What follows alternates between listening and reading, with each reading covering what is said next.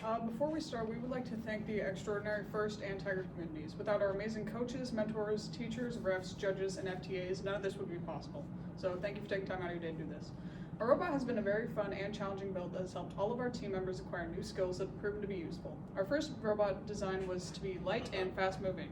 However, that came with some serious issues with the weight of our motors actually bending the frame inwards on itself.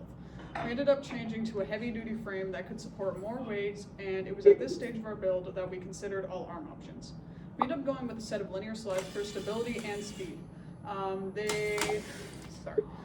Since we've not made any major modifications to our base, we have just changed our arm designs, our wiring, and grabber. Our old grabber was slow in speed and would actually hit our frame when it would go down, so we ended up changing to our current one for speed and size. It is one of our favorite design aspects as it can have try and take and picks up clones flawlessly. This year, we have made significant improvements with the documentation and utilization of CAD. The primary program we used was SOLIDWORKS due to its prevalence in the engineering world. One of the most significant achievements of our CAD journey this year was the ability to fully model a robot in CAD for the first time. This provided us with a strong foundation to build on in future years, enabling future students to look back at what we have accomplished and build on our progress. One of the most innovative and unique aspects of our robot's design this season was the development of our side plate. Our side plate not only prevents damage and getting stuck, but also takes into account the curvature of the cone when it's on a pole. This allows us to park right up against the pole without having to constantly adjust our positioning, resulting in a significant reduction in our cycle time during practice. We were able to design the wheel well to fit seamlessly with our side plate, increasing the structural integrity of our robot while also avoiding any issues colliding with the wheels. So with the metal springs on the field this year, we ran into electrostatic discharge as a problem that we had to work around and overcome. So we were able to do this by adding a grounding strap. The purpose of the grounding strap was to equalize the static charge between the frame of the bot and the electronics to prevent arcing. Another way we helped minimize electrostatic discharge event was by adding ferrite clips on all of our information cables, so in case of electric discharge event, we were able to minimize the effect on our electronics. We decided to keep our code base simple and sound to begin with at the start of the season this year. And the thing we mostly focused on was autonomous and the signal sleeves and signal zones. And it took us a little while to figure out a solution to navigating the robot into the proper signal zone. But we eventually came across April tags, which are alike to QR codes in many ways. And that quickly became a very convenient and reliable way to read the signal sleeve and direct it into the correct place. And so once we got the simple things down, we eventually began to dive into more complex libraries and programs for the robot. In developing our more advanced autonomous mode, we wanted to use Roadrunner, which is a path planning library built for FTC. Roadrunner uses 3 dead wheels or tracking wheels for robot localization during autonomous. This way our robot always knows where it is on the field. Using this information in the Roadrunner path planning library, we're able to create more advanced spline-like paths. As we were doing this and building up our autonomous more and more, we started using the official FTC library for the command scheduler and separating our robot out into different subsystems. This way, each part of our robot is in control of its own state, so we always know what's controlling each part of our robot. In doing this, we also started experimenting with Kotlin for programming. Kotlin is a programming language similar to Java, designed to work seamlessly, but it's more updated syntax and it's easier to read. It also handles null object exceptions much better, which we preferred over Java. Team 750 is actively engaging in outreach activities with our broader community to promote interest and learning in robotics and the FIRST values. One of our most notable outreach activities was Club Rush, where we had the chance to interact with many of our peers at our school who visited our booth. This hands-on event was instrumental in introducing like-minded students to the world of engineering and gracious professionalism. Our social media outreach has been wildly successful with our Instagram and Facebook views ranging in the thousands.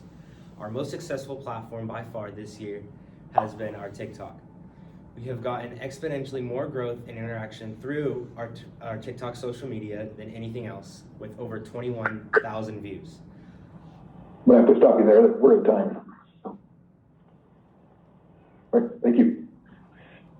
Thank you. Do you have any All right. questions for us? Yeah, sorry, yeah, we're going to Q&A now. So you mentioned several things in the design. What do you think is the most innovative thing about your design?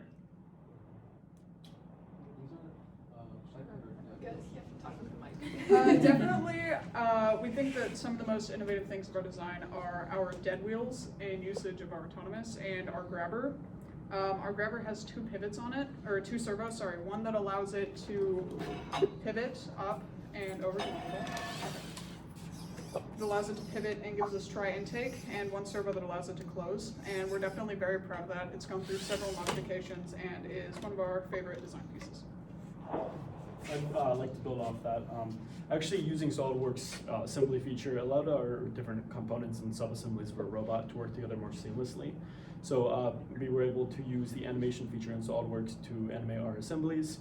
So our side plate was concentric with the cone, as along with our grabber. So everything worked together really well, and all the features kind of made the ball work together better. Very Okay, good. thank you so much for that. Oh, were you going ahead, Nate? No, I was just saying thanks for the answer. Yep, go ahead. Yeah, there we go. One of you was about to start sharing about social media. I wondered if you could say a little more, and you mentioned it's done much better this year. So what did you do different, and then how are you measuring your success there? So the one thing that we've been doing is posting TikToks and making updates on how our bot has been doing since the beginning of the robotics, and it's just made so many people be interested in robotics, and we've had multiple people reach out to us, including the City of Tigard and Rev Robotics, through our TikTok, because they think that our robotics team and robotics in general is just so good for the community, and we just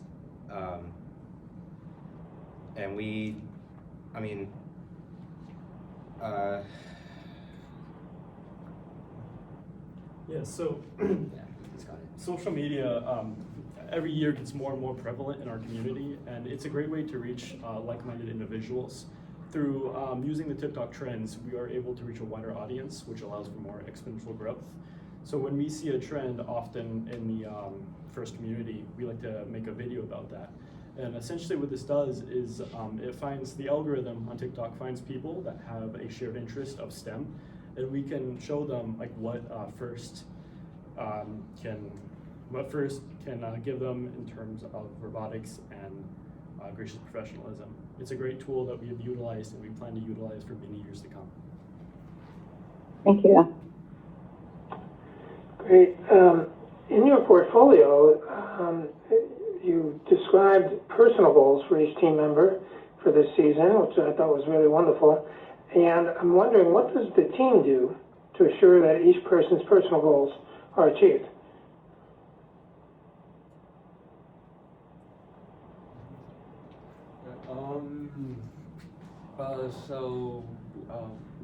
Well, at the start of this season, we kind of came in as some of us being veterans to the first community and robotics, while some of us came in as completely new people. And for the new people, we kind of asked hey, what are your interests, and what do you have any previous experience, or do you have any passions that you want to explore? And from there, we've kind of just helped mentor them and show them what different components do, how to do different objects, and we want to do workshops to help improve all of our skills.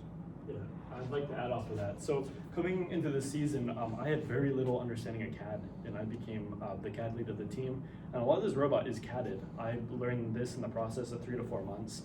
COVID was really detrimental to our community, so we wanted this year to serve as a foundation to build upon. We 3 days before the start of this season, we ended up moving our shop completely, and we're just trying to build back what we had and provide future students a foundation to build off of.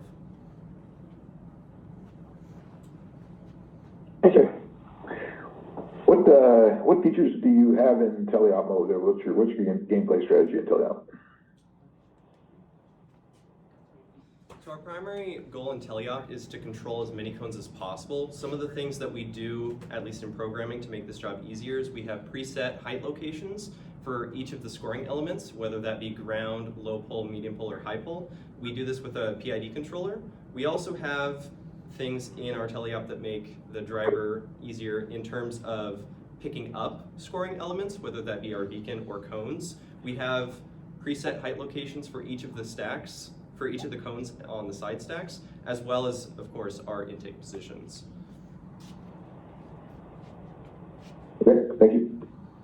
Can you say a little bit about how you've approached fundraising and anything you're especially proud of as far as that this year? I guess social media kind of, again, served as a great foundation for that. I mean, we've reached tens of thousands of people through our social media, and we've gotten in contact with the City of Tigard. Rev Robotics reached out to us, as well as many other organizations such as the Tigard Library. Also, due to this inclement weather, we had many other outreach things planned. Right now, we're in the process of building our community so we can build solid pipelines between us. Fundraising, we plan on reaching out to different businesses, and we've been working on some emails. Thank you. Great. That was very interesting, your description of the electrostatic discharge problem you had and adding a grounding shaft and so forth. Did that cause you to find or seek any additional mentors or additional technical resources, or even develop any test methods regarding electrostatic discharge?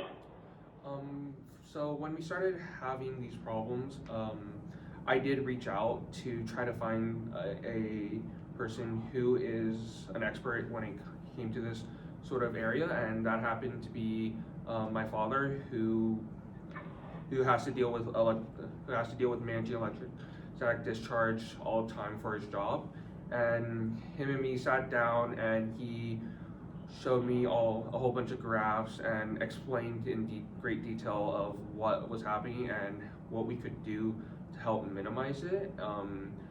In the future, I definitely want to try to create a program to help show it happening.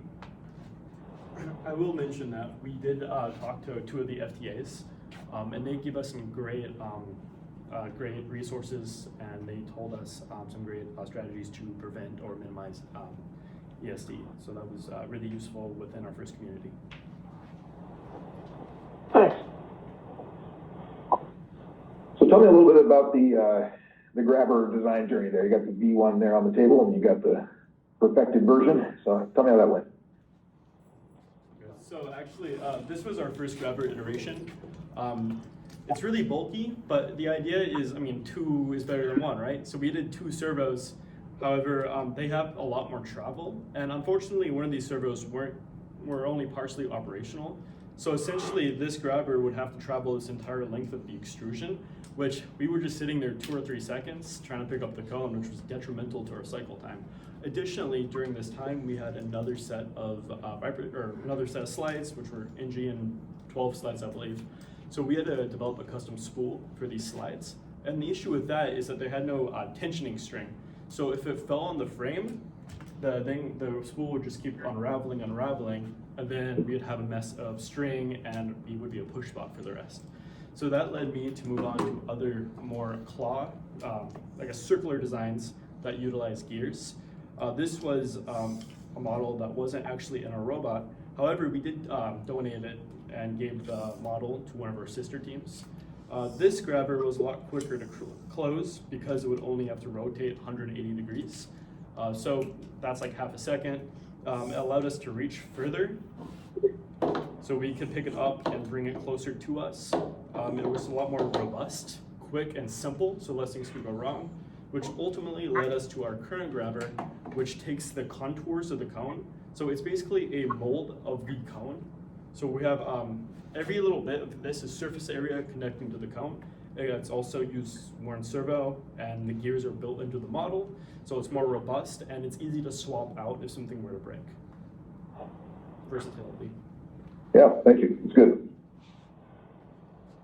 You mentioned some really good success as far as recruiting. You have the Club Rush that I think 2,000 individuals came. Can you share a little more about your recruiting strategy and like how successful has it been, and as far as growing this year or in the future years? Yeah, so luckily in our Tiger community, we have opportunities to interact with our school. Club Rush, as you mentioned, was one of our biggest opportunities. As it is hosted within school hours, our student population is around 2,000. So a good, really large chunk of those people do come, and we wanted to have a hands-on experience for them. So we had approximately 50 plus students have drive practice, and Nat, one of our main builders, actually built a bot from scratch for them to drive, and then they actually could see the hardware, have a hands-on experience, and it's just really cool looking like when that wow look in their face, you know. And we made the controls as intuitive as possible. So you could just pick up the control and kind of just like a video game, you could learn it really quickly. I was impressed with your description of fully modeling your robot in CAD, and among the benefits you described was it makes it teachable to future team members, to younger students, etc. I'm wondering, have you reached out or enabled any supply of the software so that your school or the future students and your own team, for that matter, can be well equipped to use the CAD software and have access to it? So our school is fortunate enough to have a copy of SolidWorks provided to us, which is really great for students to come in, and we have 40 plus computers in here that they can just pick up. And I've gone through a few hours and a couple of sessions of trying to teach students in our group. We have an amazing CAD teacher, Mr. Woodward, that I personally talk to, and we talk about like robotics concepts to teach our students. And then we do talk about the Fusion 360 student license, which is different than SolidWorks, but having a foundation, it's a great foundation platform to have in CAD. Yep. That's great. And any contact with SolidWorks or Fusion or their other product? Any contact with the actual company? Right now, I don't think we have any. Right?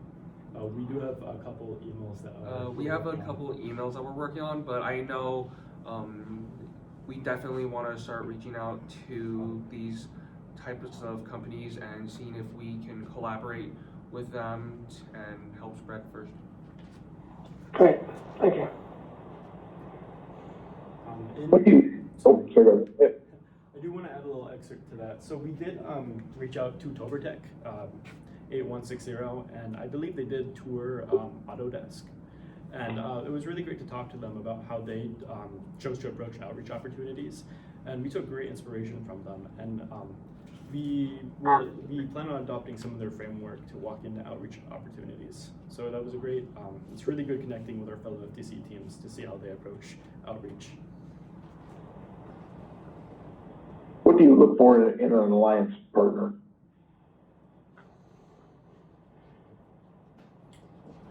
So with our alliance partners, we typically try to choose teams who we cooperate well with, and when our strategies line up. A very big part of us choosing an alliance partner, or us trying to be a good alliance partner, is trying to cooperate well with the other teams, because no one wants to be on an alliance with someone who is rude. You know, I mean, ideally, it is the best to just cooperate and compare strategies early on so that we can see if we have compatible strategies or not. Okay, thanks. I don't have any more questions, so. What do you think about, oh, sorry, Art, yeah. Got time? What do you guys do for fun? Fun? All of this is fun. We all love it. We're all Speak like-minded. some more. So what's that look like? I like to mention that we're all like-minded, passionate individuals when it comes to the world of CAD and 3D printing and even coding, and it's really great being in a group. like this. But we also, due to the inclement weather, we were kind of stuck. But we also recently had a little snowball fight with our FTC team, which was a really good team bonding experience. Just we all came together and we went from some of us knowing each other and some of us being new to having a really tight community, and we plan on building on that in the future. We all like video games. Yes. All right, well, it's time. So thanks very much and appreciate all your hard work here. Good luck. Thank you. Thank you. Thank you. Good work. Keep having fun. Thank you very much.